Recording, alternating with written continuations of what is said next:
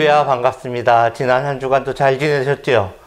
예, 오늘은 주님의 거룩한 날입니다. 주님의 거룩한 날, 주님 앞에 나와서 우리가 예배를 드릴 때 은혜 받는 귀한 시간 되시길 바랍니다. 오늘 말씀은 사무엘상 3장 10절의 말씀입니다. 여호와께서 임하여 서서 전과 같이 사무엘아 사무엘아 부르시는지라. 사무엘이 이르되 말씀하옵소서 주의 종이 듣겠나이다 하니. 오늘 말씀 제목은 말씀하옵소서 주의 종이 듣겠나이다 라는 말씀 제목을 가지고 은혜를 나누도록 하겠습니다. 제가 결혼해서 첫 아이를 낳고 그해 여름에 제가 섬기던 교회가 교회 증축을 하게 되었습니다. 일부분을 허물어내고 더욱더 많은 공간을 확보하도록 그렇게 공사를 하던 중이었습니다. 그렇게 할 때 바닥에 콘크리트 치고 그리고 공사를 하는 그 과정 속에서 이제 자재들이 들어와서 덧대어서 나가는 그런 부분을 저희들이 공사를 하게 되는 그러한 상황이었습니다. 그런데 막상 자재를 들여놓는 사람들이 와서 하는 말이 부셔놓은 교회 벽과 연결되는 그 부위가 매끈하게 마무리가 되어 있어야 된다라고 말을 하는 겁니다. 근데 당장 내일부터 공사를 하는데 철골 구조 공사이기 때문에 바로 이것은 작업을 해야 된다라고 얘기를 하는 것입니다. 깨끗이 마무리가 안 되어 있으면은 공사를 할 수가 없다라고 얘기를 하는 겁니다. 그때부터 저는 가서 세면과 그 다음에 모래 그리고 벽돌을 날라와서 거기다가 이제 마무리를 짓기 시작하는 거였습니다. 마무리를 짓는데 저희 아내가 같이 와서 도와주고 저희 아기도 같이 와서 그 일을 하는데 같이 헌신을 하였습니다.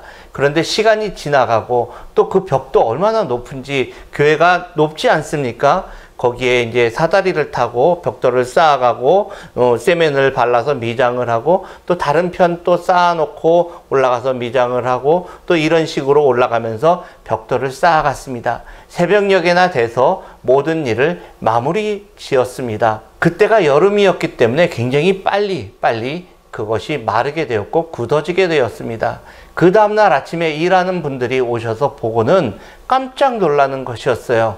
아니 어제만 해도 여기가 마무리가 안 되어 있던 이 공간이 어떻게 이렇게 깨끗이 마무리가 되었습니까? 하고는 교회에 덧붙이는 공사를 잘 마무리를 지었던 그러한 기억이 있습니다. 하나님께 예배 드리는 장소를 아름답게 꾸미기 위해서 헌신하는 것은 힘들지도 않았고 그리고 하나님께서는 저희 앞길을 열어주셨습니다. 오늘 말씀해 보니까 사무엘은 하나님의 음성을 들었습니다. 3번이나 부르는데도 사무엘은 엘리 제사장이 부르는 줄 알고 목소리가 들릴 때마다 하나님의 음성이 들릴 때마다 사무엘아 사무엘아 사무엘아 라는 말씀이 들릴 때마다 엘리 제사장에게 달려갑니다. 그리고 저를 부르셨습니까? 라고 물어봅니다. 3번이나 그렇게 하니까 엘리 제사장은 이런 말을 합니다. 그가 너를 부르시거든 여호와여 말씀하옵소서 주의 종이 듣겠나이다 하라고 알려주고 사무엘은 다시 잠자리에 누우니까 하나님께서 사무엘을 부르는 목소리가 다시 한번 들렸습니다. 사무엘아 사무엘아 하고 부르는 목소리를 듣고 사무엘이 이르되 말씀하옵소서 주의 종이 듣겠나이다 이렇게 말을 합니다. 첫 번째로 우리는 하나님께서 찾으시는 사람이 되어야 합니다. 11절부터 14절에 보니까 여호와께서 사무엘에게 이르시되 보라 내가 이스라엘 중에 한 일을 행하리니 그것을 듣는 자마다 2 귀가 울리리라. 내가 엘리의 집에 대하여 말한 것을 처음부터 끝까지 그날에 그에게 다 이루리라. 내가 그의 집을 영원토록 심판하겠다고 그에게 말한 것은 그가 아는 죄악 때문이니 이는 그가 자기의 아들들이 저주를 자청하되 금하지 아니하였음이라. 그러므로 내가 엘리의 집에 대하여 맹세하기를 엘리의 집의 죄악은 제물로나 예물로나 영원히 속죄함 받지 못하리라 하였더라 라고 말씀을 하였습니다. 그 말을 들은 사무엘은 두렵고 떨리는 마음에 엘리 제사장에게 그 말을 전하지 못했습니다. 그런데 아침에 엘리 제사장이 사무엘을 부릅니다. 지난밤에 여호와께서 불러서 너에게 무슨 말씀을 하시더냐라고 말을 합니다. 사무엘은 숨기지 않고 그 말을 다 했습니다. 다 전했습니다. 그랬더니 그 말을 들은 엘리 제사장은 여호와께서는 선하시니 선하신 대로 하실 것이다 라고 말을 합니다. 여호와 하나님은 사무엘을 보시기에 엘리 다음으로 제사장직을 이어가기에 합당한 사람으로 보았던 것입니다. 어려서부터 기도로 태어나고 성전에서 자랐습니다. 말씀 안에서 성장을 하였습니다. 하나님께 제사 드리고 기도 드리는 것을 쉬지 않았습니다. 엘리 제사장의 자녀들보다 더욱더 열심히 하나님을 섬기는 일을 멈추지 않고 경외하는 마음을 가지고 살았던 것입니다. 하나님의 말씀과 음성을 듣고는 어찌 헛된 일을 하겠습니까?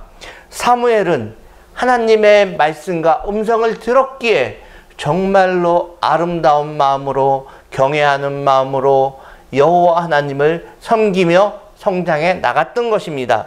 현대를 살아가는 우리도 지금도 존재하시고 우리에게 말씀하시는 하나님을 두렵고 사랑하는 마음으로 존경하는 마음으로 아버지를 생각하는 그러한 마음으로 우리는 하나님을 섬겨야 하는 것입니다. 잊지 말아야 할 것은 전지전능하시고 천지만물을 창조하시고 우리의 생사 화복을 주관하시는 분이 바로 하나님인 것을 알아야 하는 것입니다.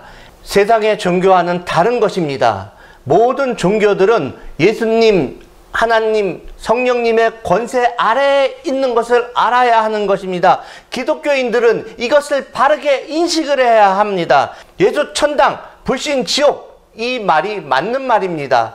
하나님께서는 나 외에 다른 신을 섬기지 말라라고 말씀하셨습니다. 그렇기 때문에 우리는 바로 살아야 하는 것입니다. 물론 여타 종교를 믿는 사람들의 입장에서 보면 기분이 나쁠 것입니다.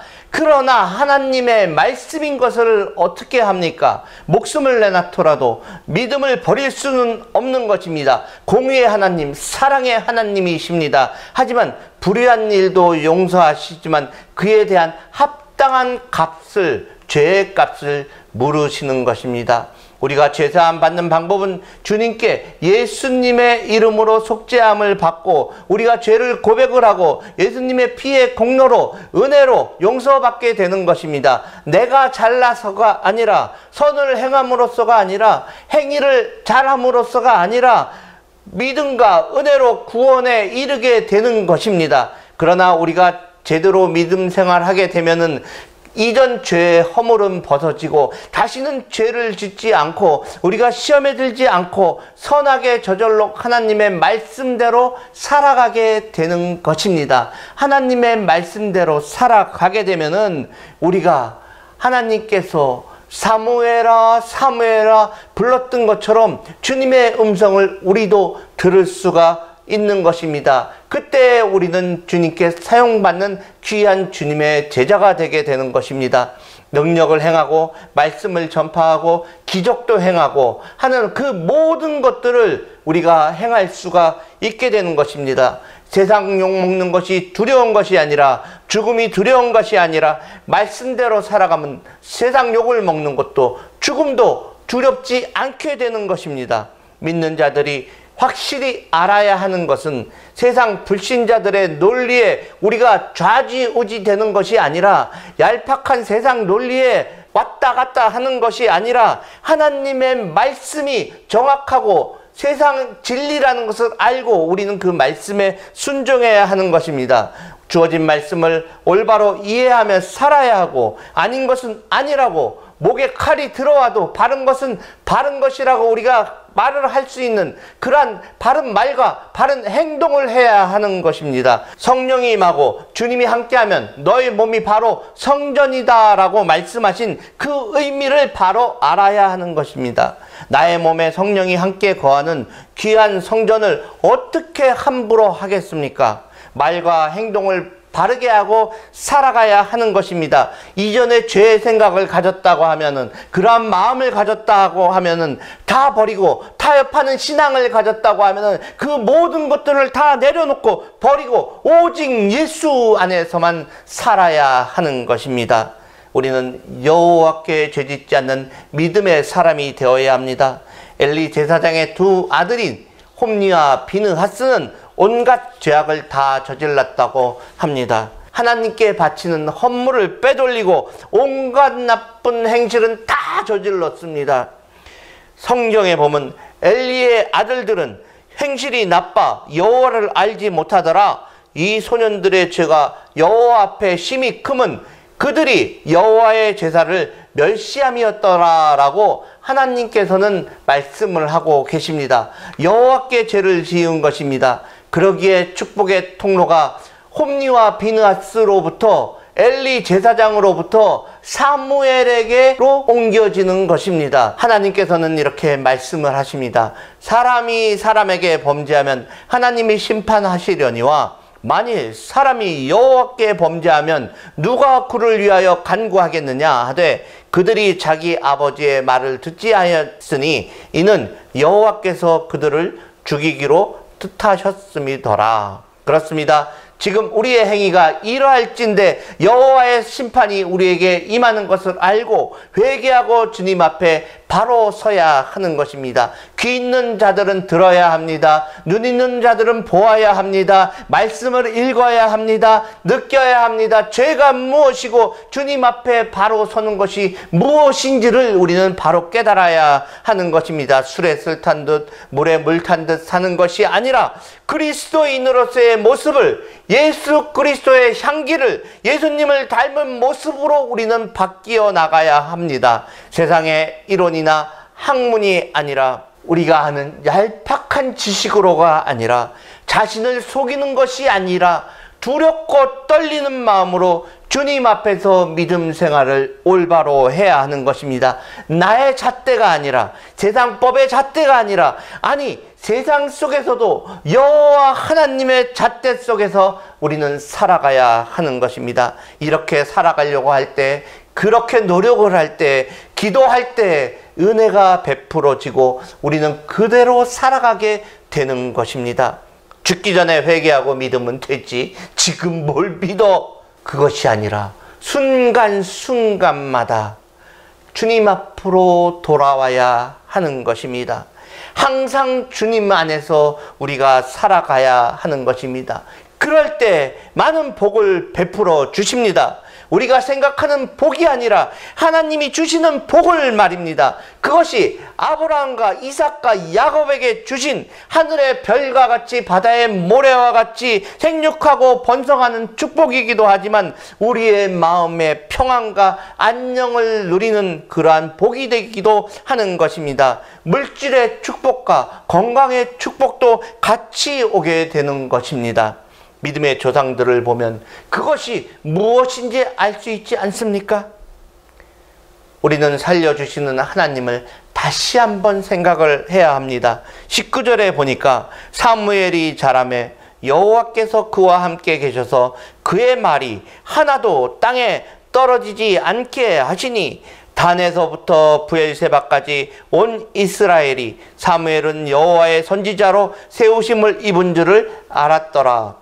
여호와께서 실로에 다시 나타나시되 여호와께서 실로에서 여호와의 말씀으로 사무엘에게 자기를 나타내시니라.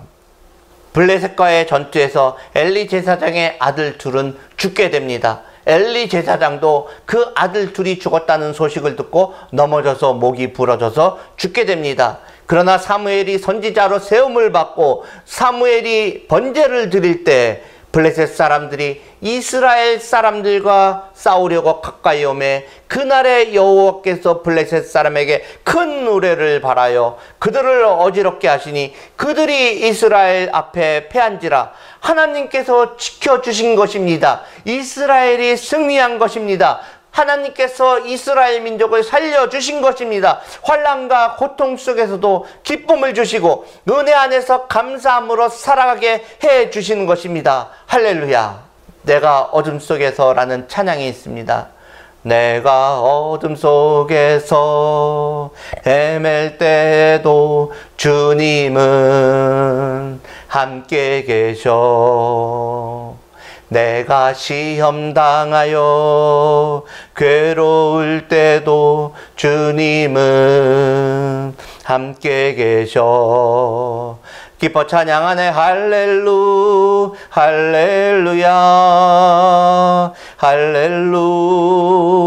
할렐루야. 우리 모두 찬양 할렐루야. 주님 나와 함께 하시네. 주님 나와 함께 하시네.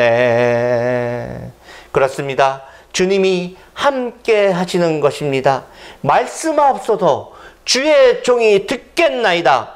주님의 음성이 어떤 음성인지 알고 주님과 함께하며 그 음성을 들으며 주의 종이 듣겠나이다 하는 믿음 생활을 할 때 주님은 함께 하시는 것입니다. 나와 함께 하시는 것입니다. 성도님들과 제가 평생 살아가면서 사무엘과 같은 믿음의 사자가 되어서 살아가는 믿음의 형제 자매 되기를 기도합니다.